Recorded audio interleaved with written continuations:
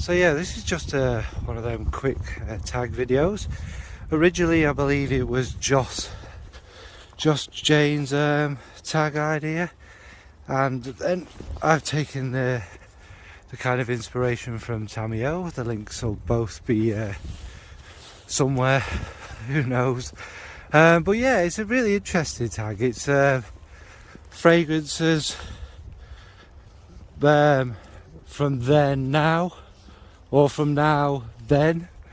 Oh, the title's a bit confusing, but basically what it means is, what would me back, not when I started this journey, but me back many years ago, a youthful John, you know, a good looking, chiseled, muscular John, not really, would think about my fragrance choices now. So when I was first wearing them was probably in my mid-teens, that kind of age. We'll push it up to be more sensible, to like late teens, early 20s, and what I thought, because I did have quite a fragrance collection back then. Anyway, I shall get started. Now I might as well just talk about my favourites, because that, of course, that makes most sense, what I wear the most of now. And let's take Rolling in Love for example. Obviously we know what that is. It's like a nice mixture of ambrette, almond milk, lots and lots of beautiful musks. It's got a bit more in there, a bit of tuberose and whatever.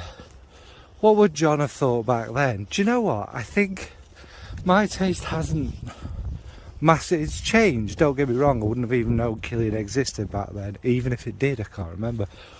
But yeah, I quite liked these sort of fragrances. I always liked a kind of musky, soft, kind of more floral, beautiful fragrance back then.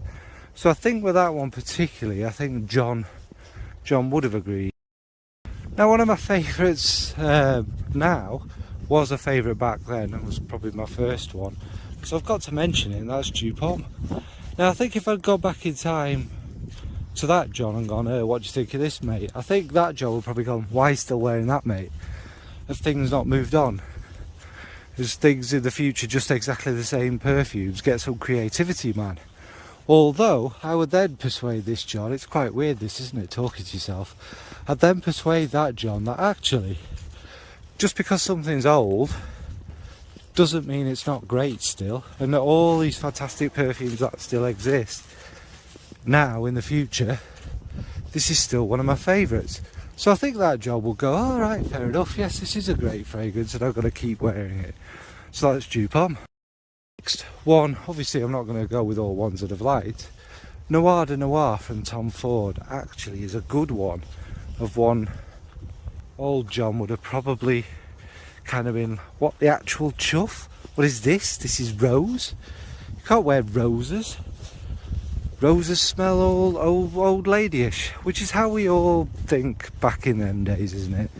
And I probably smelt it and thought, this just smells like a sweet. Why would I want to wear something that smells like a Turkish delight sweet? What the hell are you on? Although after sniffing it, no, I don't think, I wouldn't have liked it, because I just wouldn't have gone near rose back then. Even now we know I kind of struggle up and down with roses. So that's one I'd probably be like, no. Now let's go for a more challenging one. And I do think this is a masterpiece now. But I know back then, if I'd have rocked up and said, alright John, what do you think of my perfume? And it was a Swedoff's Bohemian, he'd be a bit like, what the? This smells of like horse and booze. If you got drunk and thrown up on a horse, what's this about? I'd probably find it quite a struggle. Now it is this bombastic mix of leather and whiskey notes, patchouli, woods. It is truly a magnificent fragrance with a little tiny hint of oud. And probably back then that John would have been a bit taken aback. Don't forget, apart from Dew Pomme, which is the one anomaly in my taste, I obviously prefer this kind of softer, more beautiful kind of easygoing fragrances, which is where kind of now I do like a nice mixture of these big scents and kind of softer scents. So yeah, I think John back then wouldn't have been overly impressed with that. I suppose as well, what can't of course forget this. Probably my least favourite fragrance at the moment. I'm not going to pick on it. You know, millions of people love it and there's nothing wrong with it. It's just perhaps not one of my tastes. And of course that will be an Ishio's Oud for Greatness. I think if John of old had smelled that, he would have, after he picked himself up off the floor and the pile of vomit there, he'd have probably thought, what on earth has happened to the world of perfumery? What has happened to the world where this could be something that people wear to smell good? Is there a nuclear war? Should I just give up now? Is this some sort of chemical warfare? And he'd probably not be very impressed. Again, like I said, he certainly didn't like very strong things or very potent things or very in-your-face things. And he'd have probably been quite terrified by that. So yeah, that's an Ishio's Oud for Greatness.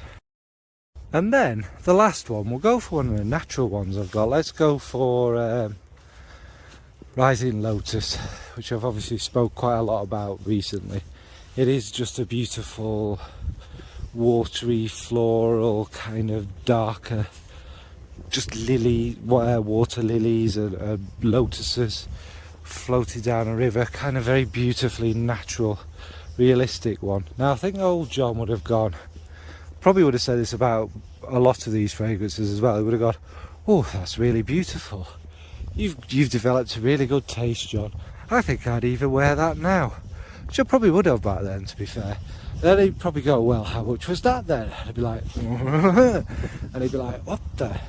You must have a really good job, John. Well done. You must be working really hard to pay that ridiculous amount of money for a fragrance. And I'd have to go, well, don't earn that much mush.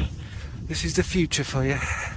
Well, yeah, not to get too deep into that, but yeah, I think he'd be quite shocked at the price, but I do think he'd like it quite a lot, actually.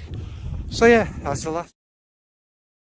So yeah, I know, very brief and somewhat pointless given my tastes haven't really changed all that much, but it's still very interesting to do and think about it, actually. But I do think my tastes back then were probably ahead of where they should have been. Saying that, I did used to wear, like I think I've said this many times, I did used to wear even a citrus fragrance.